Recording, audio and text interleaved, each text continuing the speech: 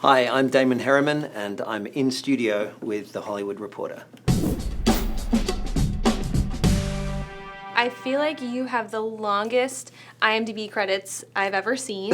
You're in so much. People probably recognize you from a ton of different film and TV projects. I think I personally know you most from Justified. Right. So can you tell me, and I think a lot of people, it was such a good show. What was did you find that people were also recognizing you a lot from Justified, or do you still feel that like Dewey Crowe love? When people who saw Justified recognize me, they definitely get excited about that show because people who watch Justified love Justified, and definitely for me, that was playing Dewey was one of the highlights of my career, and it was also the first kind of major job that I got in America when I first started coming over here, and I think that show opened a lot of other doors, so I'm forever grateful. Yeah, he was such an interesting character because, we were talking about it earlier, and it's like he was technically a bad guy, but right. you felt sorry for him, though, and everyone kind of treated him bad, and you were just so, he just had such an innocence. Yeah, there was a childlike quality to him that it's one of those things, when you're doing a show over a period of years, that in the pilot, for example, if you watch the pilot which Dewey is in, it's not quite the same Dewey that he became because no one really knew who he was at that point. The writers didn't know, and I didn't know. We're sort of they're writing a version of him, and I'm playing a version of him, and then that at some point they and I, separately or together, I don't know, tapped into that kind of hapless, pathetic, kind of innocent thing that they then wrote brilliantly for, so that whenever the new scripts came out, it would just be so fun seeing what absurd situation he'd got himself into this time. And I found out in some research, you've been acting a really long time also, since you were a kid, yeah? I have, yeah. I started when I was 8 in Australia, and when I was 10, I was on a TV series there called The Sullivans, which was kind of like our version of The Waltons.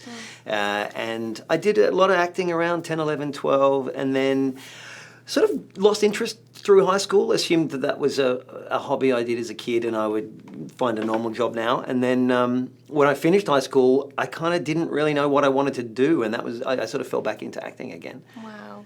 You pretty much had the same job your entire life. Pretty much. Right? I mean, I've done some other fill-in jobs too. If you're an actor, especially if you're an actor in a place like Australia where there's nowhere near as much work as here, you kind of need another job. And throughout my 20s, actually for 9 years, I worked in an office in an insurance company as well as being an actor. Oh my gosh. Yeah, so I would go to auditions, in my shirt and tie after, selling insurance or paying someone's claim, and or I'd go away for a few months to do a play or to do a movie or something. Yeah. But it wasn't until I kind of left that job at 27 and went, you know what, I need to take this a bit more seriously, because if I keep doing this office job, I might never leave. It was still a bit of a struggle financially until my 30s, I guess, and things sort of changed when I came over here. I mean, even that took a while, but I did a film in Australia called House of Wax, which was an American film that Paris Hilton was in. I've seen it. You said yeah. That kind of sort of changed things for me, well, in a big way, really, because I hadn't. I sort of dipped my toe in coming to America a few years earlier. I didn't have any American credits, and it was almost impossible getting agents or auditions, all that stuff. So I came over for the premiere of House of Wax, and that sort of opened some doors. And only a little kind of tiny opening, but having an American credit, playing an American character, not dissimilar from Dewey Crowe, actually. I know. That sort of, started slowly leading to some work over here. So once upon a time in Hollywood, how did the role come to you? Did you get a phone call, an email, and what's your reaction when you hear what this is? Essentially, it came about through... I knew a couple of actors on the set who already cast in Once Upon a Time in Hollywood. It was almost a Justified reunion. It was, and Timothy Oliphant from Justified is one of the people I have to thank, and another actor called Nicholas Hammond, who lives in Australia now, who people would know from The Sound of Music. He played Friedrich, the oldest son, and he played Spider-Man, interestingly, in the 70s versions, which are a little different from from the current versions. But anyway, Nicholas is a friend of mine. Timothy was a friend of mine from Justified, and they sort of got together and both ended up putting in a word to Quentin about getting me to audition. And Quentin Tarantino is actually a massive Justified fan. He has seen the whole thing, loves the whole thing. He's worked with Timothy Walton Goggins on Hateful Eight. Yeah. So just that alone, I think, helped get that audition. The fact that he loved Justified. They wouldn't email the pages because it's that secretive. They had to FedEx the pages because was it Hateful Eight that got released? One of them got released online when it wasn't meant to. The script got released, and. I think to be, vigilant and really be ultra careful about that, they made sure there was no digital copy of the script. So I heard that I was being FedExed these pages for an audition, and and then I open it up and it says, a shaggy stranger appears. And I'm like, who might this be?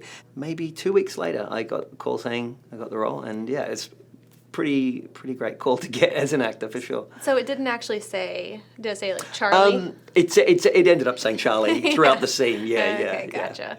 And what were you familiar with Manson at all? I'd read Helter Skelter a few years earlier, and I'd seen documentaries before, but certainly. When you're playing someone who's real life, you want to make sure that you do all the research you can and watch everything you can. So I went pretty deep into watching every interview he'd done and reading books and podcasts and all sorts of stuff. I mean, his personality, I can't imagine watching all the interviews, doing all that research, and then having to portray this person. Did you find it hard to shake off? Was it difficult getting in character? Definitely didn't find it hard to shake off. Thankfully, I'm not one of those actors who stays in character. Not even but after cut, I'm back to myself. So it's that's not a character you'd want to be spending a lot of time with at the end of the day. But look, it's a hard. He's such a complex. He was such a complex guy. He wasn't a one-dimensional villain. The guy had so much going on, and he was almost certainly suffering from probably several mental disorders, but. And at times he sounded like a crazy person. At times he actually spoke some sense. Obviously, that was the rarer occasion. But and he at times he seemed terrifying. At times he seems completely sane. And so it's a very confusing for an actor trying to kind of take all that stuff on. Yeah. What was interesting actually watching the interviews is he would kind of up the crazy elements if the interviewer was treating him like he was crazy. Mm-hmm. There's an interview he does with Ron Reagan Jr., where Ron Reagan Jr. talks to him like a completely normal person. Mm. And it's probably the only interview where you see him kind of close to normal as you're likely to see him. He kind of can't, he doesn't get an opportunity to kind of crazy it up because the interviewer is not kind of cajoling him and nudging him into that territory. Yeah. But it's one of the harder roles that I've had to play for sure, and especially knowing that people know who he is and know what he's like. So there's an added pressure on getting that right. Yeah. And then how did you and Quentin work together on sort of honing that character? I think I've heard him say that he sort of also bounces off of the actor because some actors like a lot of direction and some actors don't. But how was it for you two when you're that dynamic when you're on set and everything? Is he pretty hands-on with you or? He's kind of the perfect amount. Okay. He's incredibly enthusiastic. He makes you feel really good. When he's happy after a scene, he lets you know in no uncertain terms. And that's a really nice feeling. He's like a big, enthusiastic kid, who still loves making movies.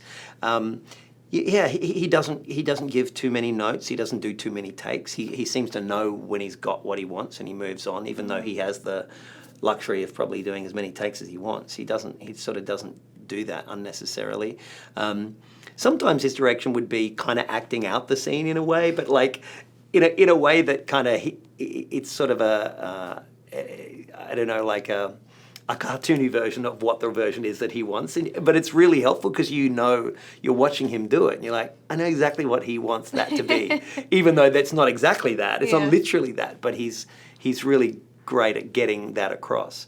And of course, his dialogue is just so amazing. You know, as an actor, people talk about the Tarantino dialogue, and actors talk about, and there's no question, it's the best dialogue I ever got to say. I said to him while we were shooting, you write good acting into your dialogue. Like, I feel like anyone could say this, and it'll make them seem like they're a good actor because the dialogue is so well written. It's like, it was one of the most fun times I've had on any job. And speaking of the dialogue, is it true that he is very particular about saying every exact word, like the way, like you can't really? I've heard that he doesn't like anyone to sort of improv or go off script, or like. I've heard that too. It never came up. I think I was probably so determined to learn every word. Yeah. And by the way, you don't want to change it because it's so perfect. Yeah, you shouldn't really have to. And then from the trailer, it looks like Brad Pitt's character is sort of like being ushered on to Spawn Ranch. So what's it like working with Brad Pitt? What's your dynamic like? Yeah, he's an incredibly lovely guy. We don't have a huge amount to do in the film together, but he was just really sweet and down to earth on set. All the actors actually that I got to work with or met in the process of making that film were really lovely and really down to earth. I think there's a thing that happens where the bigger and kind of more successful a production is, or the actors are that are working on it, you tend to notice going into those jobs, not that I've done that many of them, but they're the most calm, the least diva-ish, the most down to earth. It's a really nice feeling being around that, and because you could easily walk onto that set expecting to feel the opposite. Again, I know I started with this, but you just have so many projects that you're just taking over. The Nightingale looks pretty cool, and that's the Jennifer Kent film, yeah? Yeah. So I know the Babadook has a big cult following. Yeah. What can you say about her as a writer-director? When you got that script, what did you think, and what was that experience like? It was an incredible experience. That film is quite different from the Babadook in that it's a drama. It's not a horror film, but it's horrific in its own way. It tells a story. It's not a true story, but it's certainly based on the type of events that took place in the 1800s in Tasmania, which is a state of Australia. Getting to work with Jen was incredible. She's one of those directors who is a true artist. She is so incredibly passionate about what she does, and she wanted to tell this story, which is basically about this convict girl who decides to take revenge on these soldiers who have brutalized her and her family. And it was a hard job because it was winter in Tasmania, which is pretty cold, and there's some dark material in there, and I play one of the soldiers who is in my list of unpleasant guys that I've played. He's right up there. Yeah. Yeah. Well, hopefully we'll get to see you maybe shift back towards the characters from the beginning of your career, maybe a little bit more. Well, in Perpetual Grace Limited, which is the show that I just the most recent job I did over here, I feel like that pivot has begun. I mean, the character in that he's involved in some criminal activity, but he's actually a really sweet guy. He's kind of more of a Robin Hood. He's stealing from his parents who are stealing from their church, and he wants to use the money for good. And he's a really interesting character, and has a kind of a similar childlike quality to Dewey, but he's actually genuinely smart, whereas Dewey was not. Thank you so much for stopping by. It's so great to talk to you. My pleasure. Anyone watching, if you want to see Damon in anything, just basically turn your TV or go to the theater and you can catch him on something. Well, thank you again. So nice talking to you. Thanks, and Natalie. Thanks, everybody, for watching.